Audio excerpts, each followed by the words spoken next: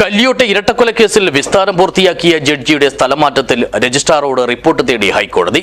സ്ഥലമാറ്റം നീട്ടിവെക്കണമെന്ന സിബിഐയുടെ അപേക്ഷ പരിഗണിച്ചാണ് കോടതിയുടെ ഇടപെടൽ. നിലവിലെ തീരുമാനപ്രകാരം മെയ് 18-നാണ് പുതിയ ജഡ്ജി ചുമതല ഏൽക്കേണ്ടത്.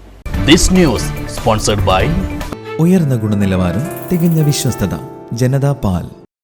കേസിൽ വിസ്താരം പൂർത്തിയാക്കിയ ജഡ്ജിയെ തന്നെ ബാക്കി നടപടികൾ കൂടി തീർക്കാൻ അനുവദിക്കണമെന്നതാണ് സിബിഐ നൽകിയ അപേക്ഷയിൽ പറയുന്നത്.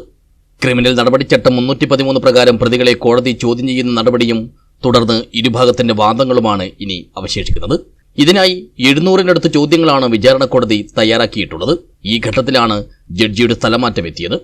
നടപടികൾ പൂർത്തിയാക്കി അടുത്ത മാസം കേസിൽ വിധി പറയാൻ കഴിയുമായിരുന്നു. എന്നാൽ പുതിയ ജഡ്ജി എത്തുന്ന പക്ഷം വിധി പ്രസ്താവം നീളും. എറണാകുളം സിബിഐ പ്രത്യേക കോടതി ജഡ്ജിയായ കെ കമാനസിനാണ് സ്ഥലമാറ്റ ഉത്തരവ് വന്നിരിക്കുന്നത്. 14 മാസക്കാലത്തോളം വിസ്താരം നടത്തിയ ജഡ്ജി തന്നെ വിധി പറയുന്നത് വഴി കേസ് നടപടികൾ വേഗത്തിൽ അവസാനിപ്പിക്കാൻ കഴിയുമെന്നാണ് സിബിഐയുടെ നിലപാട്. അല്ലാത്തപക്ഷം വിസ്താരം ഒഴികെയുള്ള മറ്റെല്ലാ നടപടികളും പുതിയ ജഡ്ജിയുടെ മുന്നിൽ ആവർത്തിക്കേണ്ടി വരും. ഇതിന് ദിവസങ്ങൾ ഏറിയെടുക്കും. ഇത് വിധി പറയുന്നത് വൈകിപ്പിക്കാനും ഇടയാക്കും. പ്രധാന സാക്ഷികൾ ഉൾപ്പെടെ 160 പേരുടെ വിസ്താരമാണ് ഇതിനോടകം പൂർത്തിയായത്. കേസിൽ ആദ്യം അന്വേഷണം നടത്തി കുറ്റപത്രം സമർപ്പിച്ച ക്രൈംബ്രാഞ്ച് ഡിവൈഎസ്പി എം പ്രദീപ്, തുടർന്ന് അന്വേഷണത്തിന് നേതൃത്വം നൽകിയ സിബിഐ ഡിവൈഎസ്പി എസ് അനന്തകൃഷ്ണൻ എന്നിവരെയും വിസ്തരിച്ചിരുന്നു. ആദ്യം കേസ് അന്വേഷിച്ച പോലീസ് സ്റ്റേഷൻ ഓഫീസറുടെ വിചാരണയാണ് ഒടുവിൽ നടന്നത്. 2019 ഫെബ്രുവരിയിൽ നടന്ന ഇരട്ടക്കൊലപാതക കേസിന്റെ വിചാരണ 2023 ഫെബ്രുവരി 2-നാണ് ആരംഭിച്ചത്.